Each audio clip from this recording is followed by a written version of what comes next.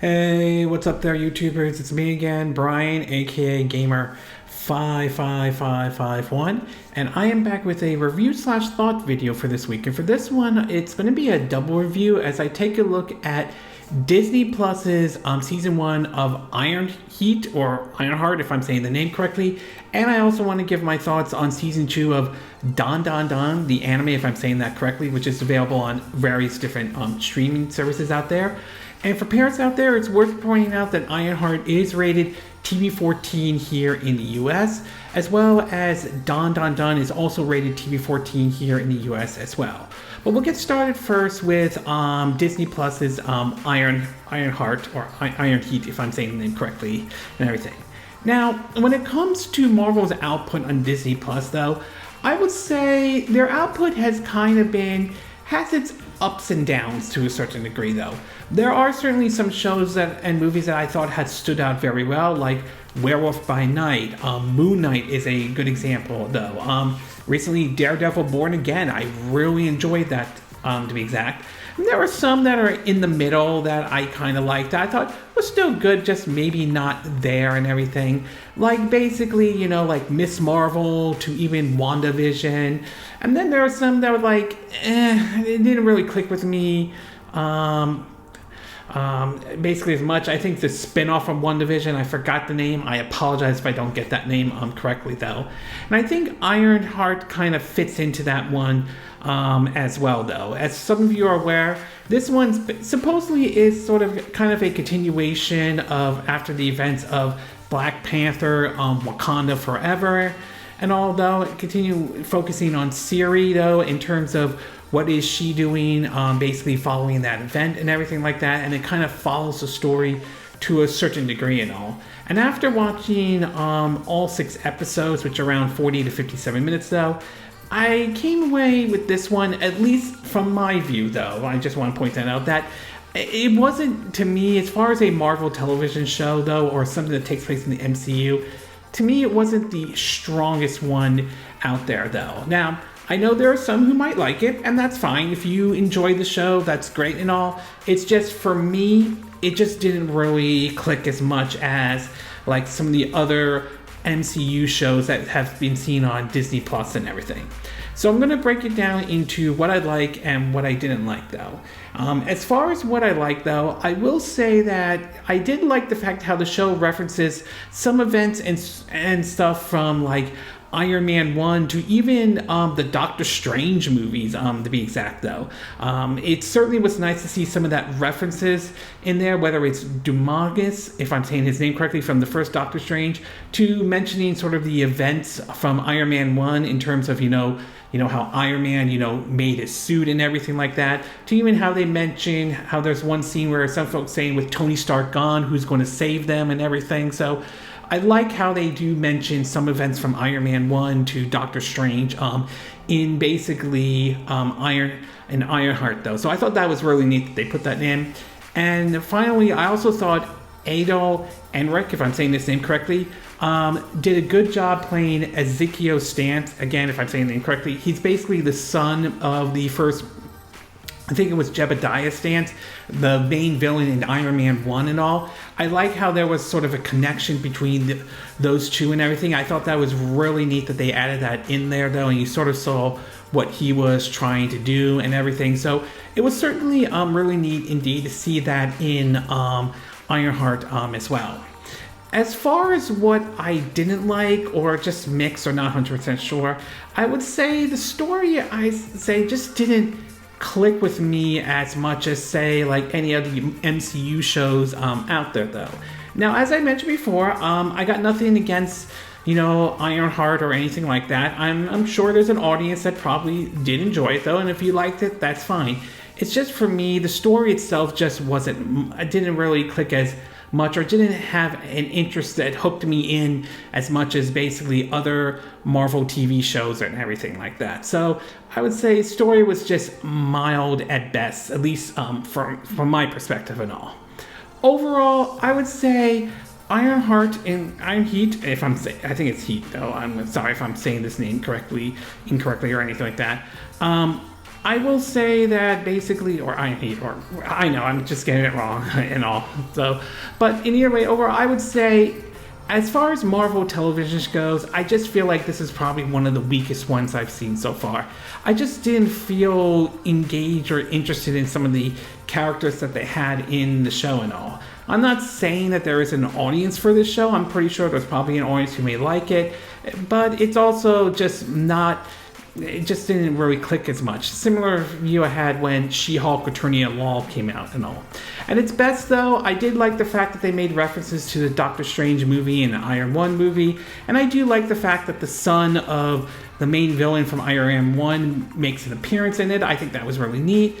But at its worst, though, just the story just did not click with me as much at all. So again, some are going to like this, some are going to hate this though. Everyone's going to have their own different view on it though. Again, to be clear, I had no problem. I didn't hate the show. I'm not going to play what some folks out there on the internet like to say. It's woke, as some like to go out there and play that card on a daily basis for no apparent reason.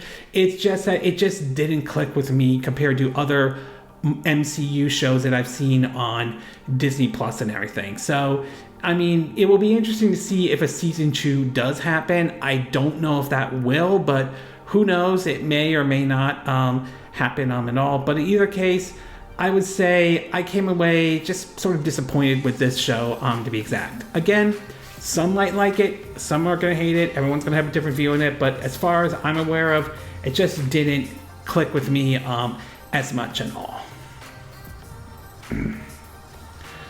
Okay, we're going to take a quick break, and when we get back, we'll get to the second part of our double review. And this one, I want to take a look at Dandadan Season 2 that I just finished watching on Hulu and all. So we'll take a quick break, and we will be right back.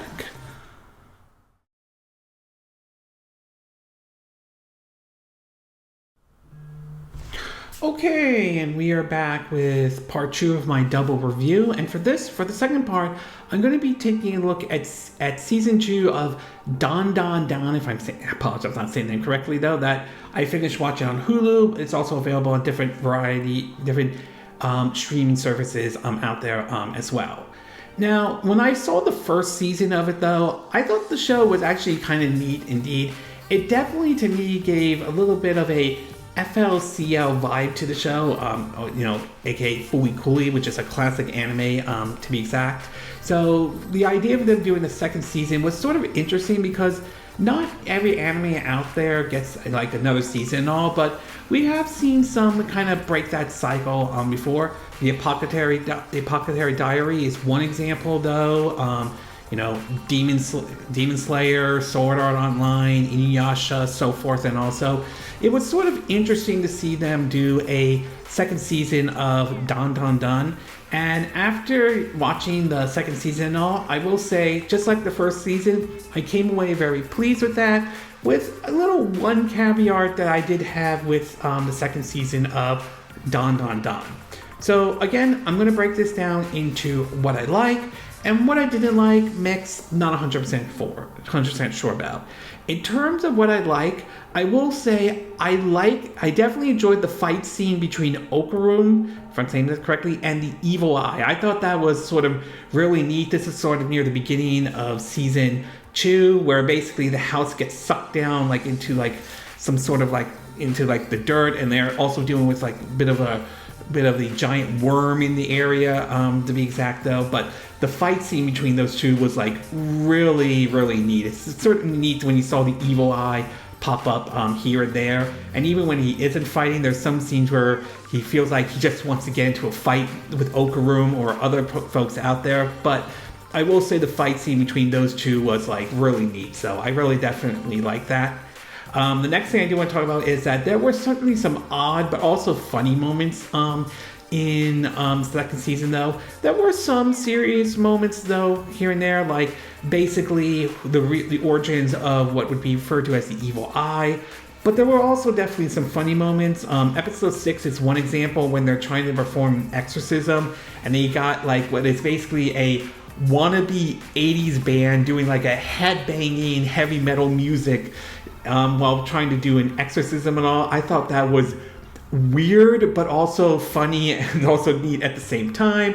Same with episode 6, where they are basically Okarun and the other girl, not Isa, are in the school, and they are battling like evil classical music posers in there though. So that scene was also really neat as well. So that was also odd and funny too. So those two were definitely some funny moments that I do remember seeing basically in the second season of Dandadan. And last but not least though, the Kaji fight near the end of season 2 was also really neat though. I thought that was very neat, including another character they had that acted like an ultra like oku nerd who's like into robots and everything like that, where he also helped out to some degree though, although he was kind of stalking some of the two main characters, but still helped out in terms of fighting what apparently was a giant kaiju, and basically they did with like a Buddhist statue / robot to a certain degree. So that one was sort of odd, but also I enjoyed like the fight indeed. And the ending of season 2, you got to see what was inside the kaiju and all, and the way season 2 ended with that episode definitely left somewhat of a cliffhanger, and it does make me kind of curious to see how season 3 is going to play out and all. But in either case though, the kaiju fight was near the end of season 2 was definitely was good as well. Maybe not on the scale as Okarun fighting the Evil Eye, but still good nevertheless, at least in my book though.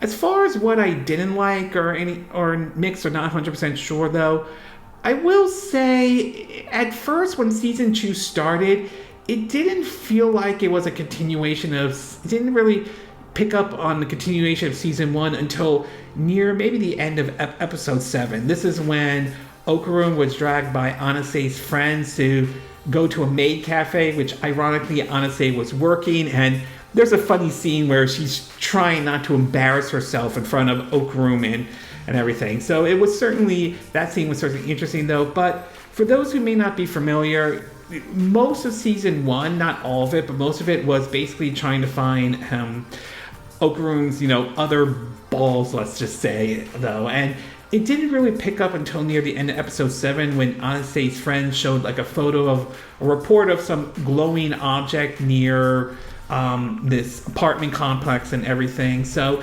it just sort of felt odd, like that until the end of episode 7, it was like the quest to find his other ball just seemed to be forgotten until it got to that point. So I thought that was just sort of odd in a way, how they didn't really almost felt like they didn't acknowledge some of season 1 until like at least around episode 7, at least from my view and all. Overall, I would say I still came away pleased with season 2 of Dandadan. It definitely had its funny moments and some serious moments here and there, but it was still an enjoyable season nevertheless. At its best though, the Okarun and Evil Eye fight scenes are pretty awesome, especially with some scenes with just Evil Eye itself.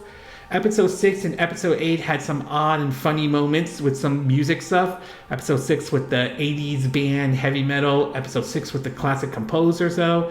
And of course, the kaiju fight near the end of season 2 was also good as well. But at its worst though, you didn't really see any references to season 1 until around near the end of episode 7, when again, as I mentioned, Isa's friend showed apparently a photo of a news report about a glowing object apparently as an apartment complex, which would supposedly be, Okarun's other ball and everything. So he didn't really pick up until then. But in either case, I still was very pleased with season 2 nevertheless, just as I was with season 1. And I am very curious to see how season 3 is going to play out though. That will be very interesting to see how that one does, especially how season 2 kind of ended with somewhat of a cliffhanger to a certain degree. I'm also very curious to see if this will go down the route of it getting its own movie and all. We know the Apothecary Diaries is getting a movie though. We know Demon Slayer has had movies as well. I think 2 to be exact. The last one has been doing very well at the box office and all. Same with Chainsaw Man, which also did very well at the box office. So it will be interesting to see if Dandadan does get a movie basically made though. But in either case though, I came away happy with season 2, though. I am looking forward to when season 3 does happen and all. Okay, this concludes my review/thought on Disney Plus Ironheart and season 2 of Dandadan. And again, these are my opinion. What are yours? What are your thoughts of Disney Plus Ironheart, though? Do you think the show was good in any way? Do you think it was just mild, or you just didn't like it at all? Did you like maybe some of the references to Doctor Strange and Iron Man 1 in this movie in any way? Do you think it serves as a good part of the multiverse saga, or not really that good at all? What are your thoughts about season 2 of Dandadan? Did you watch season 2 and did you think it was good? Or did you think season 1 was better? Were there any scenes that stuck out to you the most that you liked in any way? Were there some parts you didn't like at all? As always, sound off in the comment section below. Let me know what you think. And if you do like this video, I hope you hit the like button. I would appreciate it. And I hope you do subscribe to my YouTube channel. If you do, make sure you hit the bell icon for notifications of any new videos I put up. Also, feel free to share this video if you want to, and feel free to donate to my channel if you like. You can do it through PayPal Me, Patreon, or Steam Labs. Links will be in the description of this video, assuming you're watching this on YouTube.